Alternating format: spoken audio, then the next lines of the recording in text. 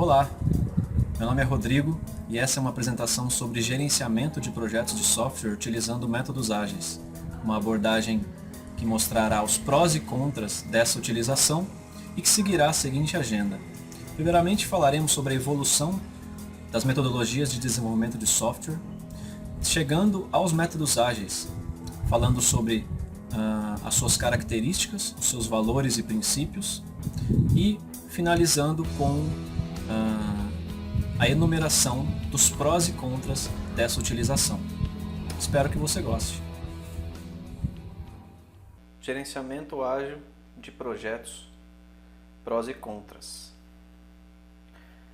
Bom, aqui a gente tem um exemplo da evolução da TV, né, por todos os estágios que ela foi passando. É só um exemplo de como nos últimos anos o homem tem evoluído de uma maneira muito rápida, né, e muito intensa, não só tecnologicamente, mas em todas as áreas do conhecimento, né, inclusive nas áreas de gestão, administração, que é o enfoque do gerenciamento de desenvolvimento de software, né, de sistemas de informação. A engenharia de software ela sofreu influências, né, muito grandes de outras engenharias que já estavam mais consolidadas por volta da década de 60 ou 70, que eram a engenharia civil e a indústria manufatureira, a indústria de manufatura. E a gente vê até que alguns termos como engenheiro de software, arquiteto de software de sistema, né, eles foram grandes influências, né, tiveram grandes influências dessas engenharias que já estavam mais consolidadas.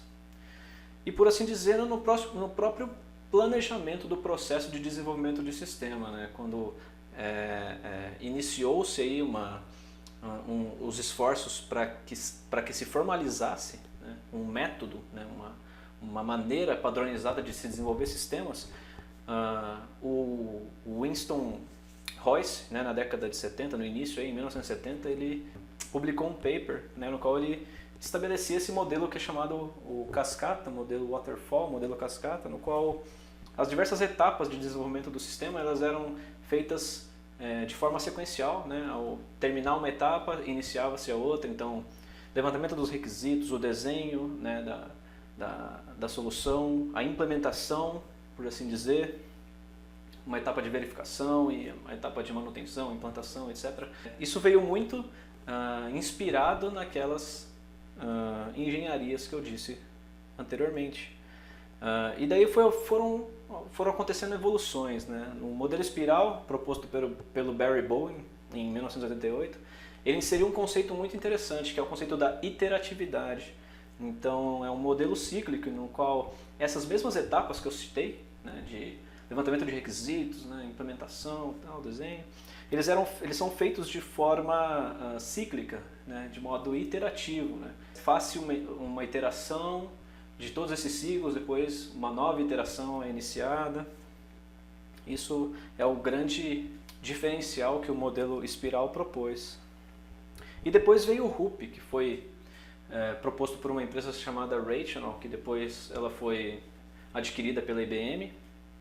Em 96, eles publicaram a primeira versão do Rational Unified Process, que é, vamos dizer assim, um modelo mais completo, né? Esse modelo que a gente chama de prescritivos, né, ou métodos tradicionais. Eles são o Rational Unified Process, né, o RUP, ele é o modelo mais completo dessas metodologias, né, com diversos workflows, né, fase de desenvolvimento, papéis que devem ser observados, né, que devem ser empenhados por pessoas determinadas. Então a gente tem nesses métodos prescritivos, né, características em comum aí que são um workflow muito bem delimitado, né, diversas fases para serem observadas, né, práticas, papéis que devem ser observados por determinadas pessoas e planos, né, ou seja, estabelecido um plano inicialmente, esse plano deve ser seguido nas fases decorrentes desse processo. Muitos categorizaram, né, esses processos como métodos pesados, né? Então era necessário uma observância muito grande de todos esses ritos, de todos esses artefatos que deviam ser produzidos, essas documentações, essas fases, diversas pessoas inseridas no desenvolvimento dessa cadeia como um todo, fazendo com que a engenharia de software fosse até um motivo de piada em alguns momentos, né?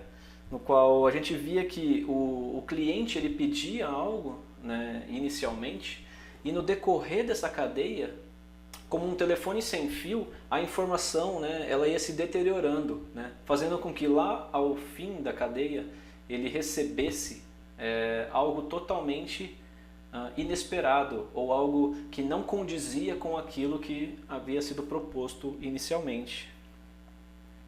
Foi por volta do ano 2000, então, que muitos estudiosos, né, engenheiros de software, pessoas da comunidade de desenvolvimento de sistemas, eles passaram a desenvolver métodos próprios que pudessem, de alguma forma, suprir essa necessidade de uma comunicação mais eficiente, de um método mais leve, mais simples, e que viesse na contramão daquilo que estava sendo utilizado pelo mercado até então. Foi aí que um grupo de 17 estudiosos que eles já patrocinavam alguns métodos próprios, né, que tinham muitas características em comum.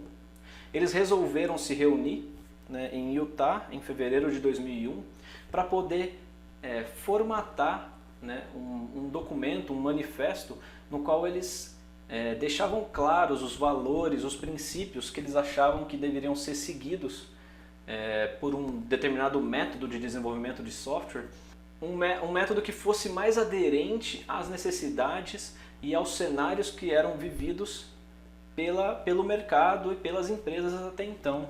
Algumas dessas metodologias e dessas pessoas, né, eram 17 os signatários iniciais desse manifesto. As metodologias que estavam presentes ali, representadas de alguma maneira, eram o Extreme Programming, o Scrum, o DSDM, Crystal Methods, né, o Feature Driven Development e o Adaptive Software Development. E os valores que indivíduos e interações eles eram mais importantes do que processos e ferramentas. Que software em funcionamento é mais importante que documentação abrangente. Que a colaboração com o cliente é mais importante que a negociação de contratos. E que responder às mudanças é mais importante do que seguir um plano. Como uma última frase aí dos valores do manifesto, eles colocam assim, que mesmo havendo valor nos itens da direita, valorizamos mais os itens da esquerda. Ou seja, não é que é totalmente dispensável, né, esses itens da direita, que são os processos, as ferramentas, a documentação, a negociação de contratos e os planos, né? Não que esses itens eles são dispensáveis, mas existe muito mais valor nos outros itens que estão à esquerda, que são os indivíduos, as interações entre eles, o software funcionando, né? A colaboração entre o cliente e o time, responder às mudanças mais do que seguir um plano, né? Então assim, existe mais valor nos itens da esquerda, mas os itens da direita eles também têm o seu valor. Como um exemplo da implementação desses valores, a gente tem os métodos mais utilizados pelo mercado, né, que são o Extreme Programming. Então está aí o ciclo de vida, né, do XP, do Extreme Programming, no qual a gente pode ver que esse modelo iterativo ele é bem explorado, né? E olha aqui como o tamanho do lote, né, o tamanho dessa iteração, dessas respostas, é uma resposta muito rápida, muito dinâmica, né? Então acontecem, tem atividades de meses, semanas, dias, minutos. E a gente vê também que os ritos, né, e as fases do desenvolvimento do sistema, eles são bem aderentes àqueles valores e aos princípios que o manifesto trazia. Então a gente vê aqui, por exemplo, uma questão de programação orientada a testes, né, no qual você pode defender muito mais o teu sistema de bugs que venham a ser interferências no teu processo. O outro método também é o Scrum, que é utilizado por mais de 50%, né, das empresas que utilizam métodos ágeis utilizam o Scrum. E está aí o ciclo de vida do Scrum, que a gente tem um requisito inicial, né, de funcionalidades, né, uma lista de funcionalidades iniciais chamada de Product Backlog. E o rito mais importante do Scrum, né, é um período, né, o time box ali que a gente chama de sprint, no qual um incremento de software, né, funcionando, ele tem que ser entregue ao final desse período. A sprint vai de 2 a 4 semanas aí. Então, nesse processo de 2 a 4 semanas, o time ele tem que levantar os requisitos, implementar, testar e entregar em produção, né, no espaço de 4 semanas. Aquilo que o modelo Waterfall demorava meses para fazer, né, com um lote enorme de funcionalidades, o Scrum ou os métodos ágeis, eles primam por fazer em poucos dias, para que assim você possa antecipar diversos problemas, você possa trabalhar com a expectativa do teu cliente melhor e você pode entregar valor a ele o mais rápido possível, tendo respostas curtas, respostas rápidas sobre aquilo que você está fazendo. Algumas pesquisas foram sendo feitas, né, do crescimento da utilização desses métodos ágeis, e as mais interessantes são aí do Standish Group, que fez uma pesquisa bem extensa, não só com métodos ágeis, mas com empresas de software em geral. Eram empresas que utilizavam o método Waterfall, os métodos pesados e os métodos ágeis também. E uma coisa mais interessante aqui, o primeiro fator que eu gostaria de salientar, eram os fatores de sucesso dos projetos e que os métodos ágeis eles aparecem lá numa sexta colocação, né, na pontuação que foi dada a esses fatores. Os métodos, os ágeis ali, eles já aparecem como o sexto fator mais mencionado. E o interessante é que os 5 fatores acima dele também têm alguns resquícios ou são fatores que remetem muito aos valores e princípios ágeis, né? Então a gente pode ver ali em segundo lugar o envolvimento do cliente, né? O envolvimento do usuário, né? É um valor ágil, né? É um valor visto ali no manifesto ágil.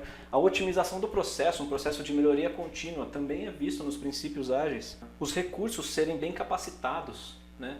Mais um princípio ágil. Expertise de gerenciamento do teu escopo, do teu projeto. Então, assim, diversos fatores não só os próprios métodos ágeis que foram nomeados, mas diversos fatores que foram também nomeados na pesquisa, eles são fatores também vistos nas metodologias ágeis do próprio manifesto. Mas como nem tudo é flores, né, o Standish Group ele também traz aí uns fatores de insucesso. Né? Então, 61%, né, uma estatística interessante, 61% de todos os projetos, né, sejam eles ágeis ou não, 61% estão fora do prazo, né, são entregues fora do prazo, 51% não estouram o orçamento e 31% das entregas são feitas sem a validação do cliente. Então a gente pode ver que a grande maioria dos projetos de software, eles têm problemas, né? Eles não suprem de uma maneira completa a necessidade do cliente, porque eles furam com prazo, eles furam com orçamento e muitas vezes as funcionalidades não são nem testadas e validadas pelo cliente nessa entrega. Ao perguntar, né, se esses métodos que são entregues lá, se esses projetos, qual é a metodologia utilizada, dos métodos ágeis e do Waterfall, né, a resposta quanto a sucesso e insucesso, elas são praticamente as mesmas, né? Pelo gráfico, a gente pode ver até que o Waterfall tem uma porcentagem um pouquinho melhor aí com relação ao sucesso dos projetos. Então, assim, que coisa interessante, né? A gente está caminhando com projetos, ou melhor, com metodologias pesadas, né? Com metodologias tradicionais, e vem um grupo de pessoas e promove e começa a falar sobre metodologias melhores, metodologias ágeis, mas quando a gente vai ver numa pesquisa quais são os resultados que essas metodologias estão trazendo, a gente vê que elas são muito parelhas, né? Os resultados são muito semelhantes, né? São muito parecidos, né? Então que vantagem, né, a minha empresa leva em adotar os métodos ágeis, sendo que os resultados serão idênticos? Mas vamos lá, vamos continuar nas nossas pesquisas. A Version One, que é uma consultoria especializada em métodos ágeis, né, ela faz há 8 anos já uma pesquisa no qual uma pesquisa focada em métodos ágeis, né, no qual ela cita alguns dados bem interessantes, né. Eu peguei um aqui só para poder elucidar um pouco mais aí a nossa discussão. Então, as causas, né, as principais causas de falha em projetos ágeis. Isso aqui então são só de empresas que implementam projetos ágeis, né? 15% delas disseram que nunca tiveram problemas, nunca tiveram falhas com projetos, mas as outras tiveram. Então, olha só as razões que essas empresas nomearam como as principais razões de falha nos seus projetos. Então é a filosofia da empresa que não está de acordo, né, com a cultura, né, a filosofia e cultura da empresa que não está de acordo com os valores ágeis, pressões externas ao projeto para que volte-se a utilizar o modelo waterfall, problemas de comunicação na empresa, falta de experiência com os métodos ágeis, falta de uma transição de cultura, um desejo, assim, falta de desejo do time em trabalhar com o método ágil, treinamentos insuficientes, né, falta de conhecimento, né, nos métodos ágeis. Então, assim, o que a gente pode ver aqui, né, que desses métodos, desses projetos com métodos ágeis que falham, todas as principais razões aí que eu acabei de mencionar, você vê que elas são marginais, né, elas são razões que circundam o próprio método em si.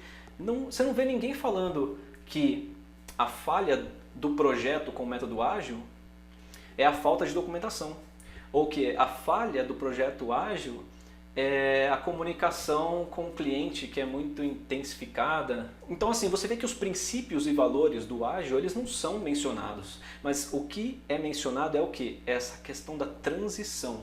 Então a gente está num universo, né, a gente está num cenário em que empresas estão utilizando métodos tradicionais e estão querendo de alguma forma mudar para algo melhor, né? Estão querendo evoluir, né? Estão querendo fazer esse caminho da evolução natural. Só que as empresas não estão conseguindo fazer essa transição de uma maneira mais suave, né? Ou de uma maneira mais transparente, e acabam tendo dificuldades com essa transição cultural que é muito necessária. Então, assim, é necessário uma aderência aos princípios ágeis para que os projetos com métodos ágeis sejam bem-sucedidos. E isso não é uma coisa natural, é uma das coisas mais difíceis que a gente tem, né? É mexer com a cultura de uma empresa, né? Aquilo que está enraizado. Existem muitos fatores na mesa, né, que precisam ser mencionados, né, que precisam ser vistos, né, que precisam ser checados. A questão dos valores culturais, da resistência à mudança, né? A questão da pessoa não ter uma organização de transição. Todo ser humano tem uma dificuldade em assimilar aquilo que é novo, aquilo que pode ser em algum momento imposto também. Então, sabe-se lá se quem que deu essa ideia, quem que trouxe a questão dos métodos ágeis para dentro de uma empresa, se eu não fui parte, né, dessa escolha pela mudança, a princípio eu vou ter uma dificuldade em aceitar a mudança em si. Então, assim, a gente pode ver pela pesquisa que dos métodos que falharam dessa implementação, as falhas com os métodos ágeis têm sido muito grandes também. Têm sido praticamente iguais às falhas com os métodos tradicionais. Só que o motivo da falha não está no método em si, mas em si na transição, né? Então a gente vê uma falta de preparação das empresas para assimilar essa mudança cultural que é necessária para que se venha a atingir os objetivos da utilização de metodologias ágeis. Bom, a Version 1 é uma consultoria especializada em métodos ágeis, né? Ela pode ser taxada de imparcial, né? Mas vamos então utilizar uma instituição mais imparcial possível, né? Que é o Instituto de Matemática e Estatística da USP, né? Que fez um estudo muito semelhante, isso focado no Brasil, né?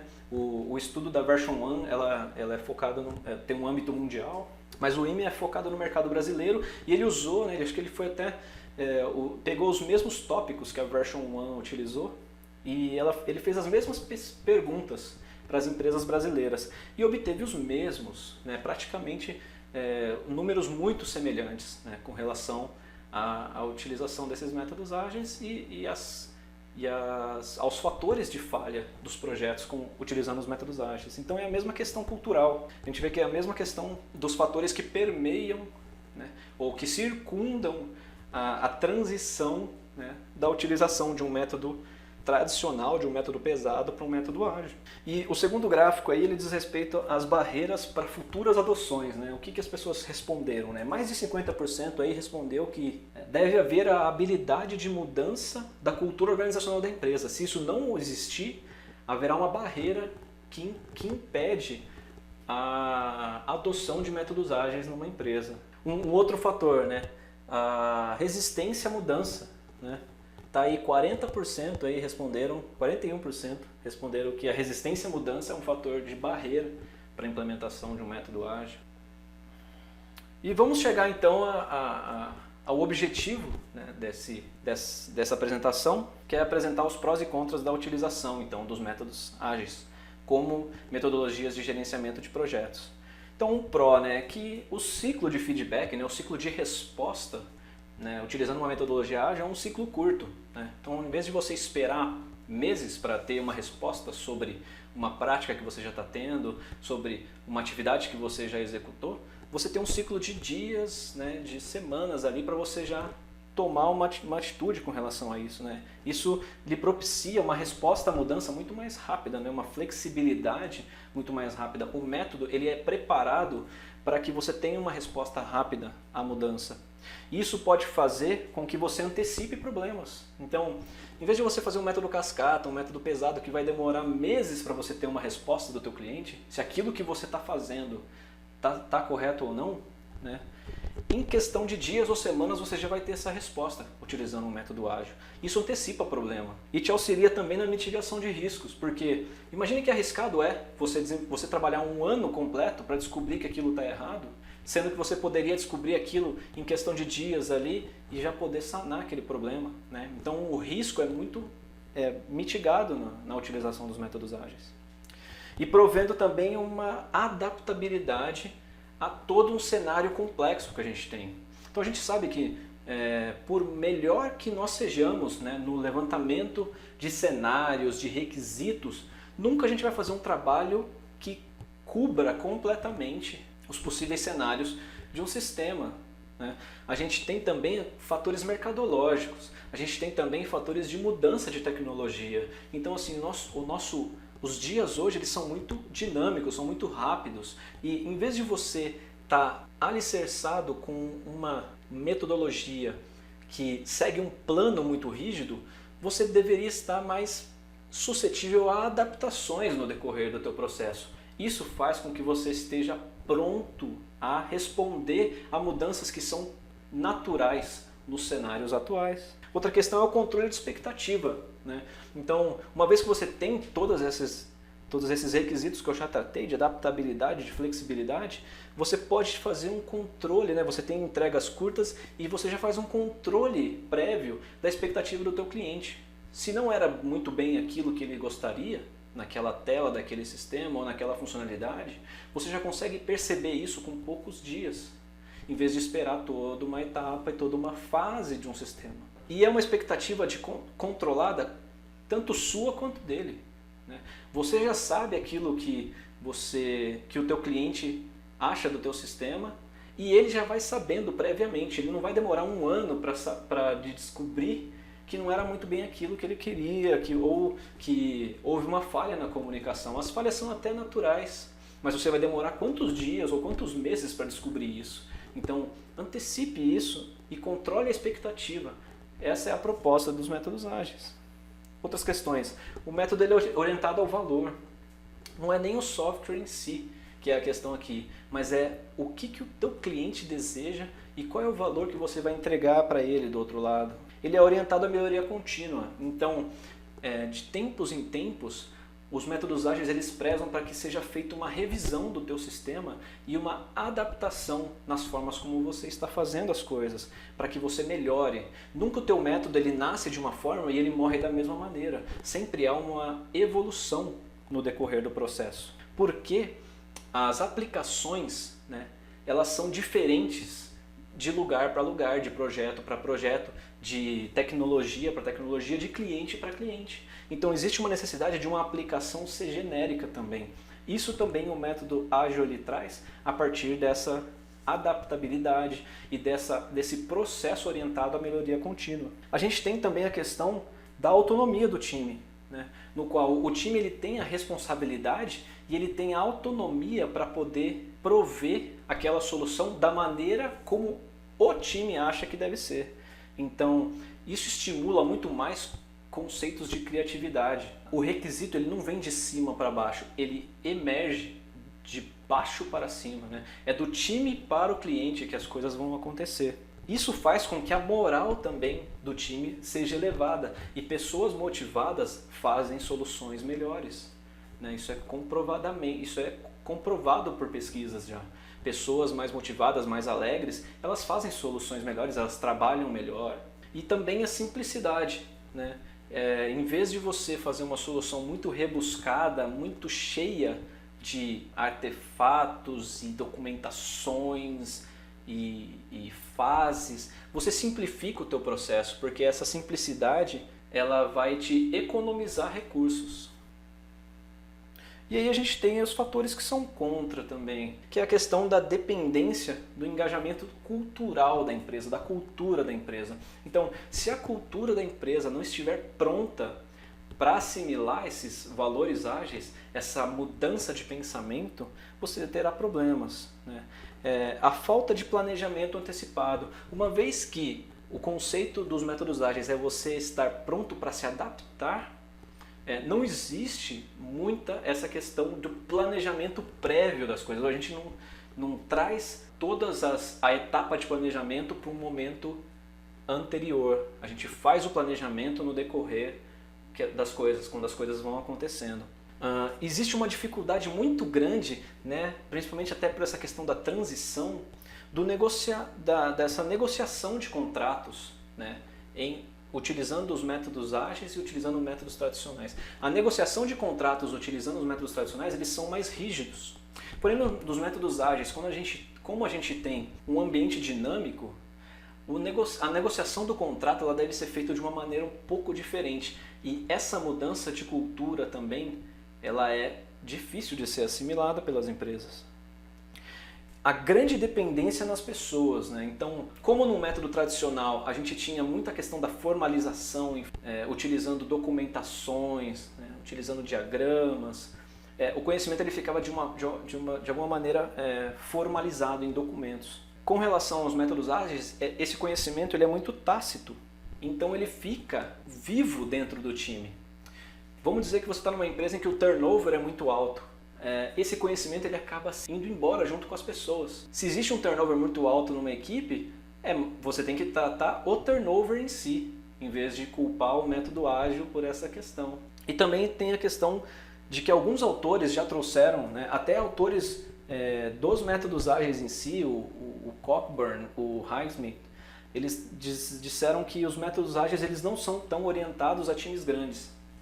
Mas isso eles falaram ainda nos primeiros anos ali, né, no ano 2002, 2005 ali, mas com a evolução dos próprios métodos ágeis, muitos outros frameworks têm sido criados e metodologias novas têm sido adaptadas para poder assimilar questões, por exemplo, de múltiplos times, né? Eu posso citar o SAFe Framework, o Scrum of Scrums. Então, a gente tem diversas outras metodologias ali e maneiras de se trabalhar que têm sido testadas, que estão sendo adaptadas para poder promover melhor a questão da escalabilidade de um time ágil, né, de diversos times ágeis. Então isso pode ser um fator contra, mas também pode ser um fator que já tenha sido tratado ou que já está sendo tratado pela comunidade.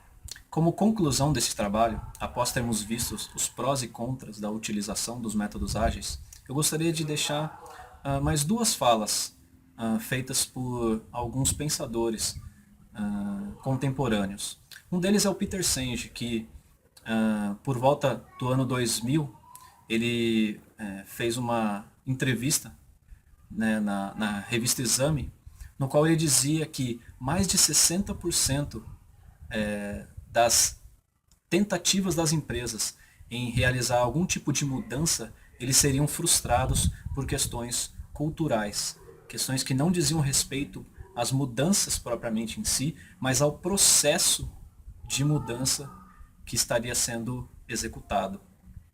E a outra questão é o Pierre Levy, que numa apresentação sobre inteligência coletiva, ele dizia que o grande diferencial das empresas do século XXI será a questão da inteligência que é compartilhada entre os membros de um time, né? não vindo somente de cima para baixo, mas numa questão horizontal.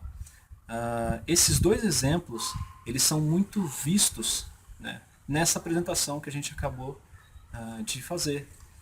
Vendo que os métodos ágeis, eles estão muito mais aderentes a essas práticas e eles podem propiciar com que essas vantagens competitivas estejam presentes nas empresas modernas. Espero que você tenha gostado dessa apresentação. Obrigado.